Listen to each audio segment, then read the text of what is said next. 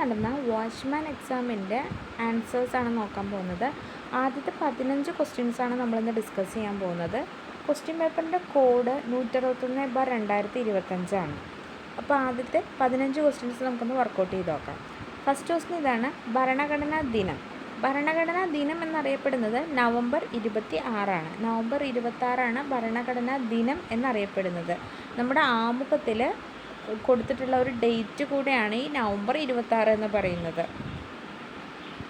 ഏതു ഭരണഘടനാ ഭേദഗതിയാണ് ചെറു ഭരണഘടനാ ഭേദഗതി എന്ന് വിളിക്കുക? ചെറു ഭരണഘടന എന്ന് പറയുന്നത് 42ാം ഭേദഗതിയാണ്. മിനി കോൺസ്റ്റിറ്റ്യൂഷൻ അല്ലെങ്കിൽ ചെറു ഭരണഘടന എന്ന് പറയുന്നത് 42ാം ഭേദഗതിയാണ്. അടുത്ത ക്വസ്റ്റ്യൻ: ഇന്ത്യൻ പത്രപ്രവർത്തനത്തിന് തുടക്കം കുറിച്ച സാമൂഹിക പരിഷ്കർത്താവ്. ഇന്ത്യൻ പത്രപ്രവർത്തനത്തിന് തുടക്കം കുറിക്കുന്നത് രാജാറാം മോഹൻ റോയ് ആണ്. ഗാന്ധിജി നിസ്സഹകരണ പ്രസ്ഥാനം പൂർണ്ണമായി നിർത്തിവെക്കാൻ കാരണമായ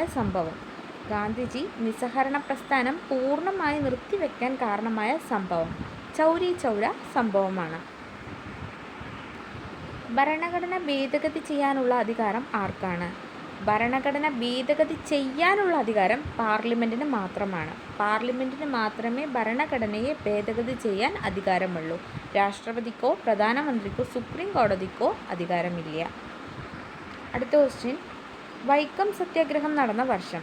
വൈക്കം സത്യാഗ്രഹം നടക്കുന്നത് 1924 എന്നാൽ ഈ വൈക്കം സത്യാഗ്രഹം അവസാനിക്കുന്നത് 1925 അതുകൊണ്ട് ഓപ്ഷൻസ് എ ആണ് തിരഞ്ഞെടുക്കേണ്ടത്. അടുത്ത ക്വസ്റ്റ്യൻ: ആധുനിക കാലത്തെ മഹാത്ഭുതം എന്ന് ഗാന്ധിജി വിശേഷിപ്പിച്ചത് എന്തിനെയായിരുന്നു? ക്ഷേത്രപ്രവേശന വിളംബരത്തെയായിരുന്നു ഗാന്ധിജി ആധുനിക കാലത്തെ മഹാത്ഭുതം എന്ന് വിശേഷിപ്പിച്ചത്.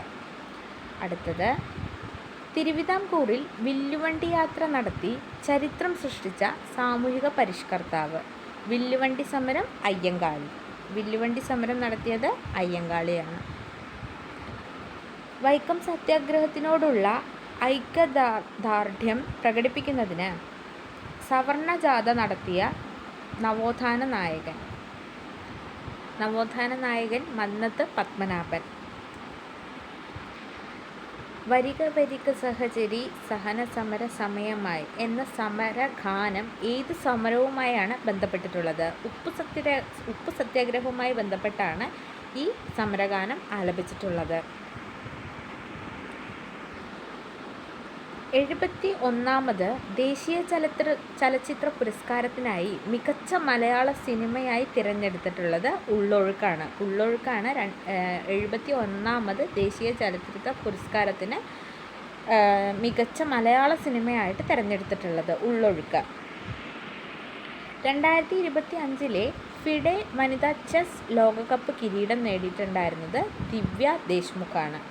2025 ഫിഡെ വനിതാ ചെസ് ലോകകപ്പിന് കിരീടം നേടിയത്.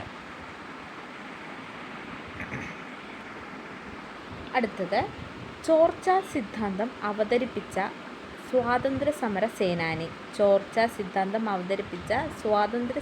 സേനാനി. നാദാഭായ് നവറോജിയാണ് ചോർച്ചാ സിദ്ധാന്തം.